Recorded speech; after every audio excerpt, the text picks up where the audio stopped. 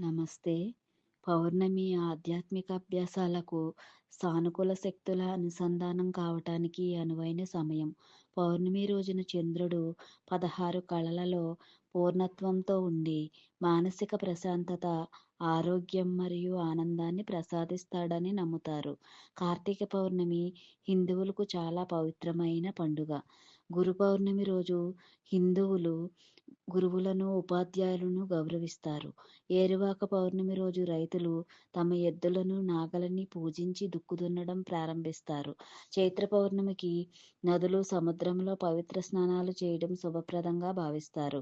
పౌర్ణమి రోజు అరుణాచలంలో జ్యోతి దర్శనం ఒక అద్భుతమైన అనుభూతి. పౌర్ణమికి గిరి గిరి ప్రదక్షిణ చాలా ఆనందకరంగా ఉంటుంది. సింహాచల అప్పన్నకు గిరి ప్రదక్షిణాలు చేయడం ఆనవాయితీ.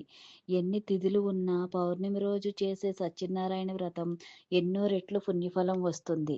అమ్మవారి సాధనలకు పౌర్ణమి అనుకూలమైన రోజు. అమ్మకు ప్రీతికరమైన రోజు.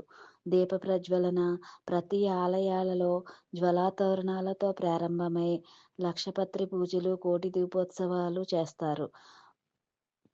పౌర్ణమి చాలా విశేషంగా జరపబడుతున్నాయి.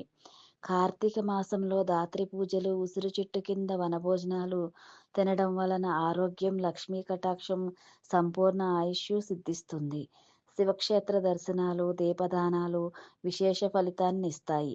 పౌర్ణమి రోజు శాలిగ్రామ దానం విశేష ఫలితాన్ని వస్తుంది. ఆ రోజు వేసుకునే తాంబూల సేవనం ఆయుష్ వృద్ధిని ఇస్తుంది.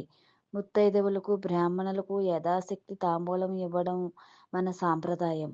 అలాగే ప్రతి స్త్రీ పూజా మందిరంలో ఉంచిన తాంబూలాన్ని సేవించడం స్త్రీకి ముత్తైదుతనం, ఆయుష్ వృద్ధి అని శాస్త్రం చెప్తుంది.